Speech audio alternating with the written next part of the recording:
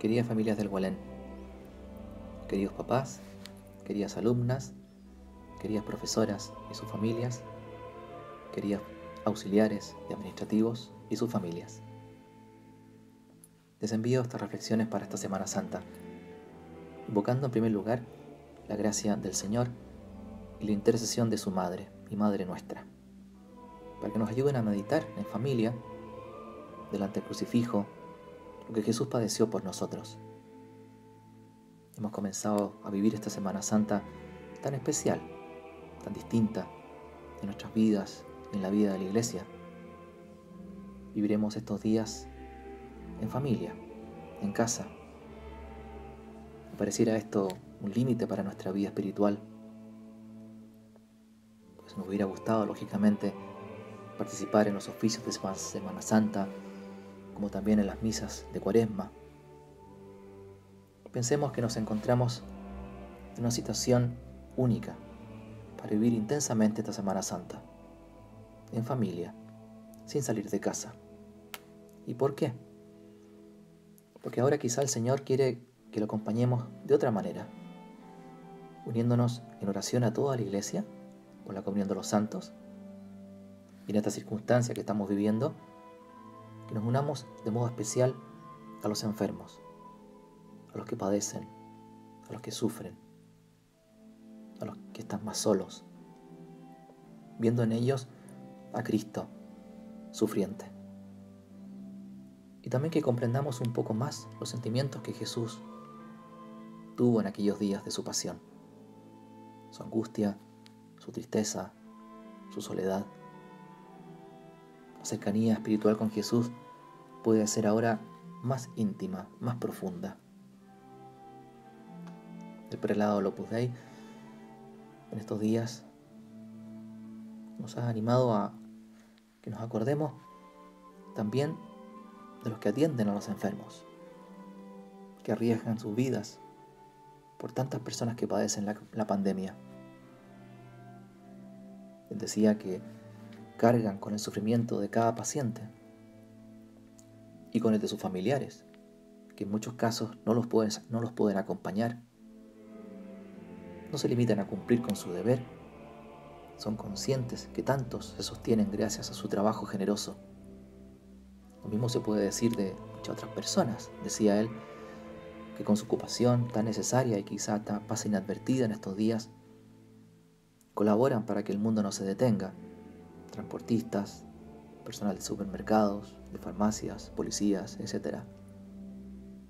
Los que tienen contacto más directo con el dolor, los médicos, las enfermeras, el personal sanitario, hacen de diversos modos presente la compañía de Cristo a quienes sufren la enfermedad o el miedo o están más solos.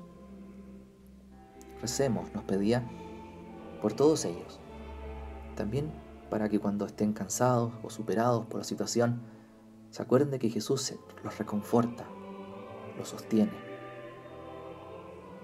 Podemos también sacar fruto de esta situación que estamos viviendo para que valoremos y redescubramos de un modo nuevo la celebración litúrgica. Esta ausencia, esa dolorosa, puede producir un deseo más profundo, que es en el fondo un deseo de Dios, un deseo más ardiente de recibirlo en la Eucaristía, recibir su perdón en el sacramento de la confesión. La vida espiritual consiste muchas veces en fomentar ese deseo, esa ansia interior de estar con Jesús sacramentalmente. De esta forma, el espíritu de Semana Santa se hace más propio. Y ahora, más que nunca, la familia está llamada a ser, como la definió el Concilio Vaticano II, iglesia doméstica. Experimentaremos, quizá de modo muy vivo, cómo los primeros cristianos celebraban los misterios de la vida del Señor en sus casas. Y esta cuarentena nos colocan espiritualmente en una situación favorable para crecer interiormente, para cultivar nuestra espiritualidad. Como le llamaba San José María, una oportunidad para crecer para adentro. Él también lo experimentó en meses de encierro durante la Guerra Civil Española. Todo esto nos ayudará a redescubrir el verdadero sentido de la celebración litúrgica, retomarla con mayor provecho, más amor, sin rutina, cuando nuevamente podamos participar en ella. Quisiera partir estas reflexiones de Semana Santa con unas palabras de San José María en el libro Vía Crucis, para que nos ayude a todos a meditar el valor redentor de la pasión y muerte de Jesús. Él nos preguntaba: ¿quieres acompañar de cerca, muy de cerca a Jesús? Abre el Santo Evangelio y lee la pasión del Señor. Pero leer solo no, vivir. La diferencia es grande. Leer es recordar una cosa que pasó. Vivir es hallarse presente en un acontecimiento que está sucediendo ahora mismo. Ser uno más en aquellas escenas. Entonces, deja que tu corazón se expansione, que se ponga junto al Señor. Y cuando notes que se escapa, que eres cobarde como los otros, pide perdón por tus cobardías y las mías. Estas palabras de San José María nos pueden ayudar para que le pidamos al Señor que nos conceda la gracia para poder vivir su pasión, y que nuestro corazón se expansione para ponerlo junto a Él, de manera que se produzca un fruto muy grande, como el Señor espera en estos días.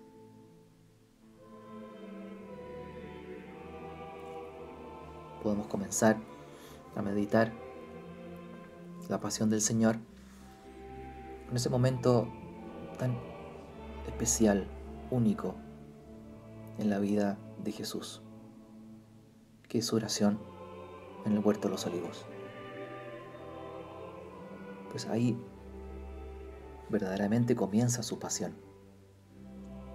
Benedicto XVI, en su libro Jesús de Nazaret, decía que en ninguna otra parte de la Sagrada Escritura miramos tan profundamente dentro del misterio íntimo de Jesús como en la oración en el Monte de los Olivos. Ante esta escena del Evangelio,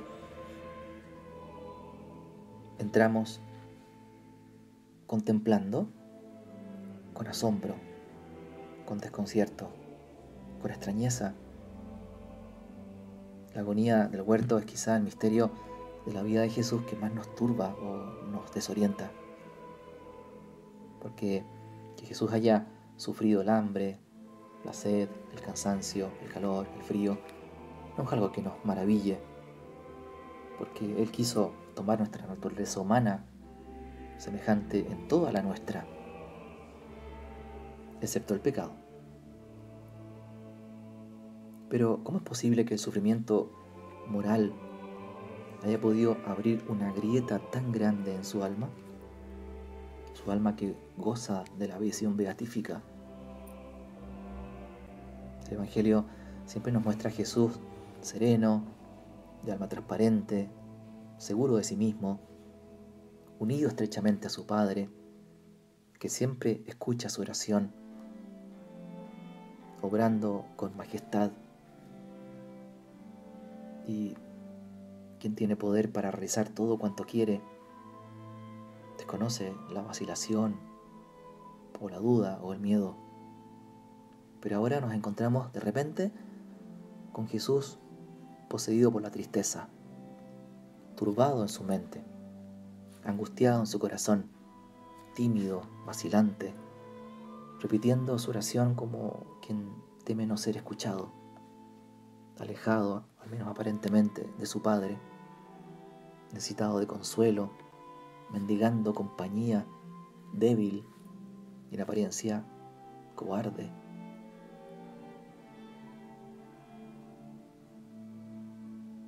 Cuando salen del cenáculo, situado en la parte alta de la ciudad de Jerusalén, bajan hasta el torrente Cedrón, Es un valle que divide la ciudad con el Monte de los Olivos.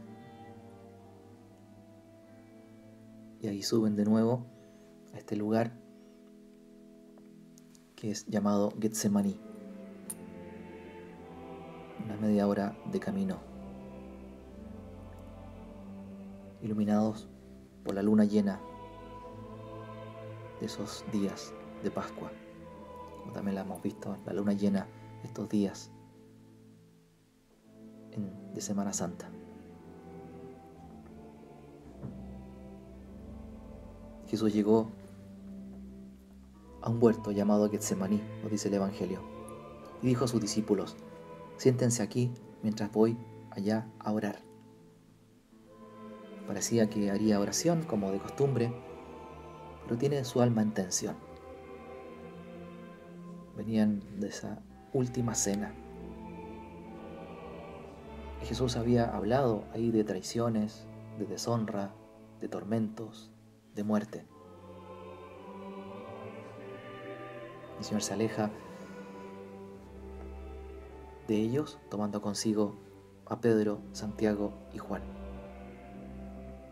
Son los mismos que estuvieron en la transfiguración, contemplando su gloria. Ahora van a ser testigos de algo mucho más difícil de entender: la agonía de Cristo, que quedará reducido a un hombre despojado de gloria y esplendor, como lo habían visto en el Monte Tabor. Ahora lo ven como derrotado, humillado, sufriente. Dice San Mateo, empezó a entristecerse y a sentir angustia.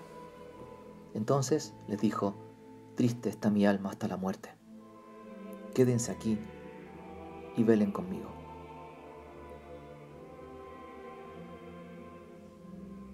La tristeza es un sentimiento que todos podemos tener, que nace ante el dolor que uno está sufriendo. La tristeza y el miedo oprimieron el corazón de Jesús hasta hacerle sentir angustia. Ha comenzado la pasión cruenta en su alma, pero no cede. Jesús sigue rezando, sigue amando la voluntad del Padre, que también es la suya, y ama a todos los hombres por quienes va a sufrir y padecer. Y adelantándose un poco, dice San Mateo, se postró rostro en tierra, mientras oraba, diciendo: Padre mío, si es posible, que pase de mí este cáliz, pero no se haga mi voluntad, sino la tuya. Jesús llama a su Padre con acentos de hijo pequeño. Lo llama Abba, como los niños llamaban a su Padre, papá. Entonces, en ese momento, un ángel del cielo se le apareció para confortarlo. Jesús escuchó humildemente al ángel, lo que él ya sabía. Lo consoló, porque no importa saber las razones, lo que importa es sentirse querido. Jesús acepta esa ayuda que le ofrece el Padre, no la rechaza, para que también nosotros aprendamos a aceptar y amar la ayuda de los demás cuando tenemos necesidad, para que nos dejemos ayudar, pues nunca estamos solos.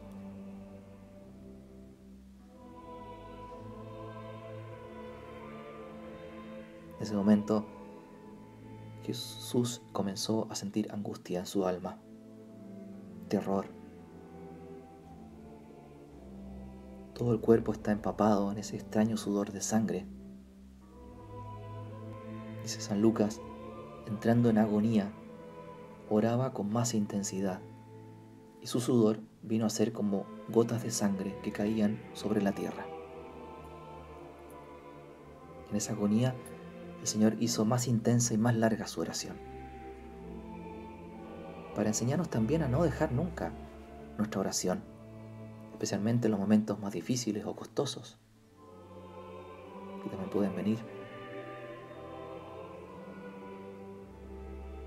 Entonces, señalan Mateo y Marcos, comenzó a ponerse triste y a sentir abatimiento. Los evangelistas subrayan comenzó. Es decir, esa ola de tristeza no cesaría desde entonces de crecer hasta la muerte. Así lo confió a sus amigos. Triste está mi alma hasta la muerte.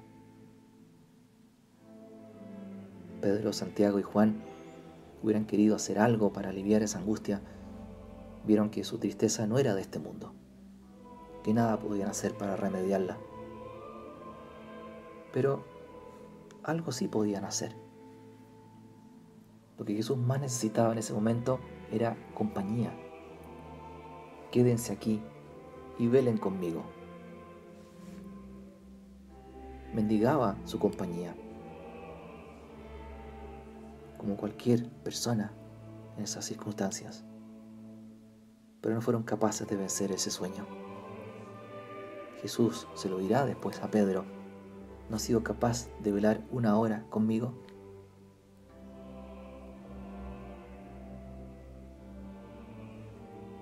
Tenemos que preguntarnos, ¿por qué ese miedo terrible? ¿Por qué ese espanto? ¿Solo temor a la muerte? ¿Terror a la soledad? Tiene que haber algo más profundo. Jesús penetra, vive en toda su profundidad la hondura de lo que la redención va a significar para él. En ese instante Jesús asume en plenitud todos los pecados por los que va a morir. Es en ese momento que comienza su pasión. Cristo se hace pecado, como se atreverá a decir con frase tremenda San Pablo. Este hacerse pecado era para Jesús dar vuelta a su naturaleza.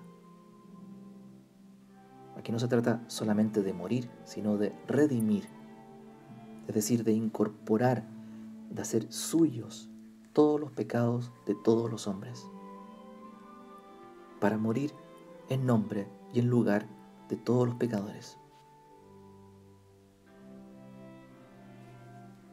Siempre pensamos que Jesús cargó con los pecados del mundo como quien toma un saco y se lo lleva y se lo pone al hombro. Pero eso no hubiera sido una redención. Para que exista una verdadera redención, debe haber una verdadera sustitución de víctimas. Y la que muere debe hacer suyas todas esas culpas. El hombre muchas veces se acostumbra a vivir con su pecado, sin que esto lo desgarre por dentro. Porque el hombre no sabe lo que es el pecado. O si lo sabe, no lo toma en cuenta, o lo olvida. Y si lo recuerda, no lo mide en su profundidad. Pero Jesús sabe lo que es el pecado.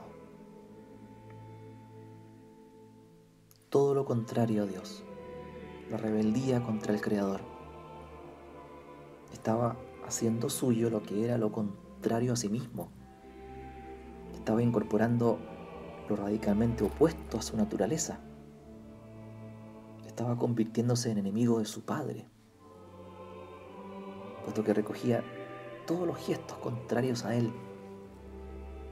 Ahora sí se explica todo este desgarramiento. Nunca, jamás en toda la historia del mundo ha existido nada igual, ni podrá existir. Nada más tremendo, horrible, que este hecho de un Dios que se hace pecado por nosotros. Un santo canonizado hace poco por Papa Francisco, San John Henry Newman, en sus homilías medita este momento y dice que Jesús se sintió convertido casi en lo que nunca podía llegar a ser, en lo que su enemigo hubiera querido convertirlo. ¿Cuál fue su horror cuando al mirarse no se reconoció? Cuando se sintió semejante a un impuro, a un detestable pecador. Su corazón estaba congelado por la avaricia, la crueldad, la incredulidad. Su misma memoria estaba oprimida por todos y cada uno de los pecados cometidos desde la primera caída del hombre. Los pecados de los vivos y de los muertos. Los pecados de los no nacidos todavía. Todos los pecados están aquí. Verdaderamente solo Dios es capaz de soportar tanto peso.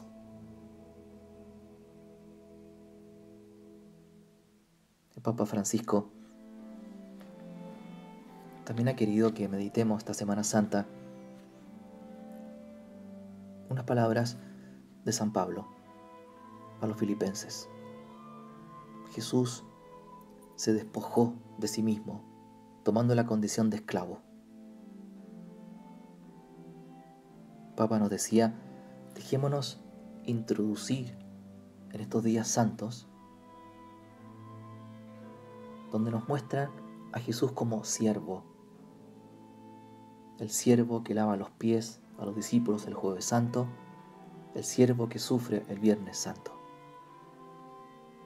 Dios nos salvó sirviéndonos, haciéndose esclavo, dando su vida por nosotros.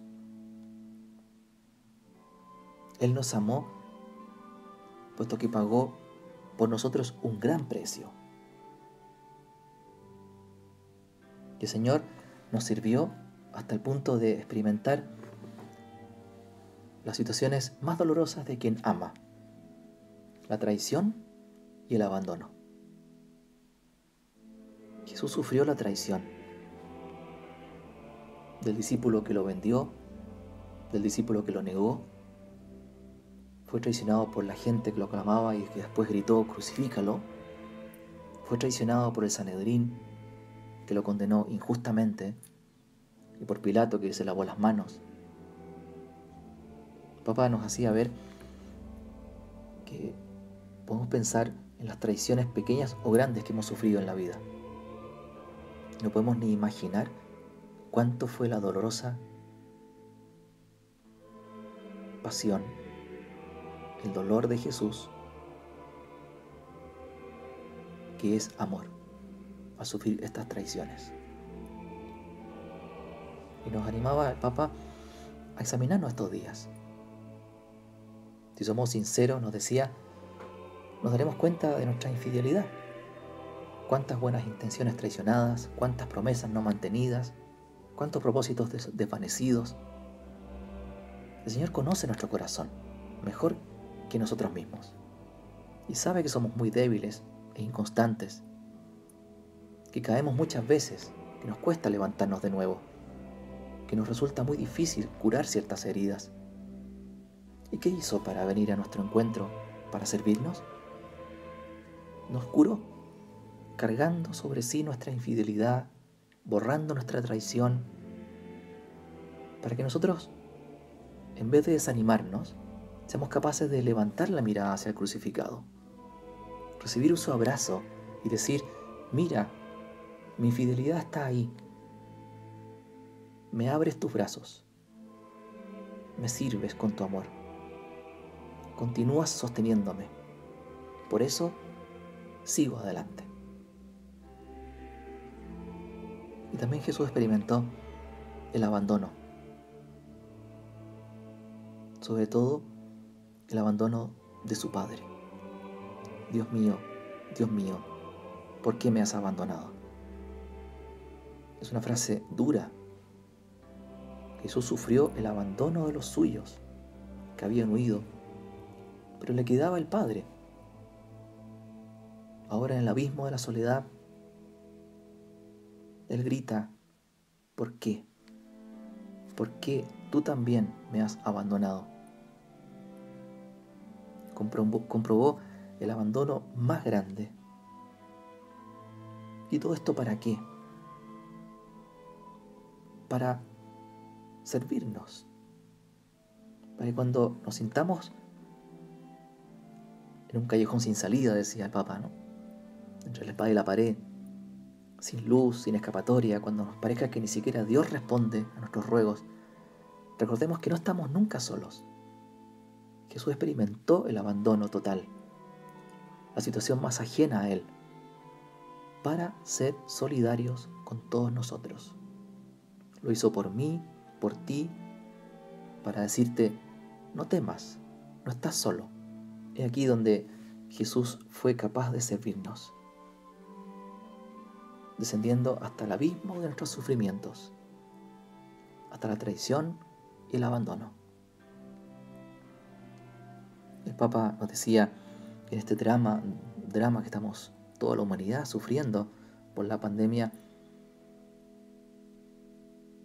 Él nos dice, ánimo, abre el corazón a mi amor, sentirás el consuelo de Dios que te sostiene. ¿Qué podemos hacer ante Dios que nos sirvió hasta experimentar la traición y el abandono?